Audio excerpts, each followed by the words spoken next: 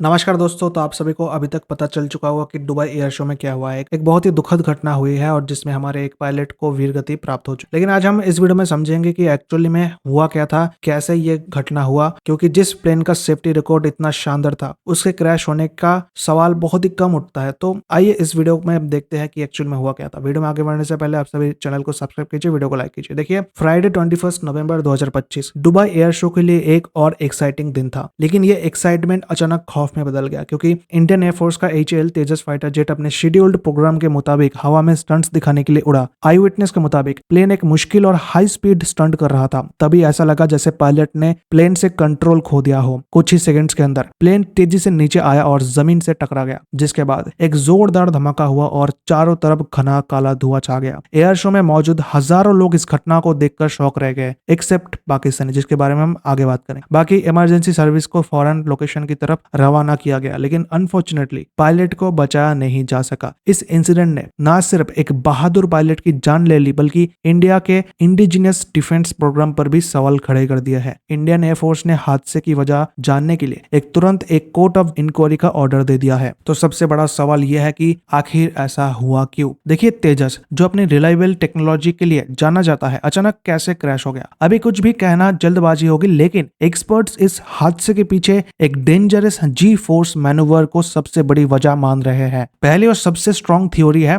लो altitude पर किए जाने वाला एक डिफिकल्ट जी मैनूवर। आइए इसकी फिजिक्स को आसान भाषा में समझते हैं। देखिए, जब फाइटर जेट तेजी से मुड़ता या डाइव करता है तो पायलट पर जी फोर्स यानी ग्रेविटेशनल फोर्स का जबरदस्त प्रेशर पड़ता है। पॉजिटिव जी फोर्स में खून दिमाग से नीचे पैरों की तरफ जाता है, जिससे बचने के लिए पायलट्स के पास एंटी जी सूट होते हैं। लेकिन इस हादसे में नेगेटिव जी फोर्स की बात हो रही है। नेगेटिव जीएस तब पैदा होती है जब प्लेन नीचे की तरफ डाइव करता है। इसमें खून का दबाव उल्टी दिशा में यानी दिमाग की तरफ तेजी से बढ़ता है। एक्सपर्ट्स का मानना है कि पायलट शायद एक मुश्किल नेगेटिव जी टर्न या बंट मैनूवर कर रहा था। इस दौरान जरूरत से ज्यादा नेगेटिव जी फोर्स जो -2 या -3 से ज्यादा होते ही खतरनाक हो जाता है। इसी के कारण पायलट को रेड आउट हो सकता है, जिसमें आंखों के आगे खून उतरने से सब लाल दिखता है और अचानक डिसओरिएंटेशन हो जाती है। एयर शो में स्टंट्स बहुत ही कम ऊंचाई पर किए जाते हैं और ऐसी स्थिति में अगर पायलट एक सेकंड के लिए भी कंट्रोल या होश होता है तो प्लेन को कंट्रोल करने का मौका ही नहीं मिलता। ऐसे एक्सीडेंट्स हालांकि रेयर होते हैं, पर होते हैं। फॉर एग्जांपल, मार्च 2020 में पाकिस्तान डे पैरेड के रिहर्सल के दौरान एक पाकिस्तानी एयरफोर्स का F-16 फाइटर जेट इस्लामाबाद के पास क्रैश हो जाता है, जिसमें पायलट की जान चली जाती है। वहां भी इनिशियल रिपोर्ट ने लो एल्टीट्यूड मैनूवर को ही एक पॉसिबल रीजन माना था। दूसरी पॉसिबिलिटी किसी टेक्निकल खराबी की है, जिसका चांस बहुत ही कम है, क्योंकि तेजस का रिपोर्ट कार्ड ही ऐसा रहा है। बाकी फिर भी मैं आपको बता देता हूँ कि जैसे इंजन का अचानक बंद हो जाना या कंट्रोल सिस्टम में कोई गड़बड़ी होना। लेकिन शुरुआती वीडियोस में इंजन से धुआं या आग नहीं निकलता देखा गया, जो आमतौर पर इंजन फेल होने का साइन होता है। ये सभी अभी सिर्फ शुरुआती थ्योरी से और असली रीजन कोर्ट ऑफ इंक्वायरी की जांच के बाद ही सामने आएगा। ये हादसा इसलिए भी शॉकिंग है क्योंकि तेजस का सेफ्टी रिकॉर्ड एक्सेप्शनली अच्छा रहा है। ऑपरेशनल सर्विस में आने के बाद ये तेजस की दूसरी बड़ी दुर्घटना है। पहला एक्सीडेंट मार्च 2024 में जैसलमेर में एक ट्रेनिंग फ्लाइट के दौरान हुआ था, जिसमें पायलट सेफली इजेक्ट करने में सक्सेसफुल रहा था। अगर हम कंपेयर करें तो तेजस का सेफ्टी रिकॉर्ड कई दूसरे फाइटर जेट से काफी बेहतर है। अगर आप तेजस की रिपोर्ट कार्ड उठा के देखोगे, 23 साल बाद एक फर्स्ट इंसिडेंट होता है जो कि एक ट्रेनिंग फ्लाइट के दौरान, और अब 2025 में अभी दुबई एयर शो के दौरान हुआ है। तो इससे आप समझ सकते हो कि तेजस का रिपोर्ट कार्ड कितना अच्छा है। बाद बाकी अभी जो दुर्घटना हुई है ये बहुत ही एक दुखद दुर्घटना है। अभी सबकी नजरें कोर्ट ऑफ इंक्वायरी पर टिकी है। जांच टीम विमान के मलबे, उसके फ्लाइट डेटा रिकवर यानी ब्लैक बॉक्स और एयर ट्रैफिक कंट्रोल से हुई बातचीत का एनालिसिस करेगी। ब्लैक बॉक्स से ही पता चल पाएगा कि क्रैश से ठीक पहले प्लेन के सिस्टम्स कैसे काम कर रहे थे और पायलट ने क्या करने की कोशिश की थी। ये एक बहुत ही सैड इंसिडेंट है, पर सबसे दुखद बात यहाँ पर कुछ पाकिस्तानी इस इंसिडेंट के बाद हंसते हुए, मजाक उड़ाते हुए देखा गया, जोक्स क्रैक करते हुए देखा गया, जो काफी इनह्यूमैनिटी था। और कहीं ना कहीं इन पाकिस्तानियों को भी पता था कि इसमें पायलट भी वीर गति को प्राप्त हो चुका है। बाकी देखिए, इन पाकिस्तानियों से हम कुछ ज्यादा एक्सपेक्ट भी नहीं करते हैं।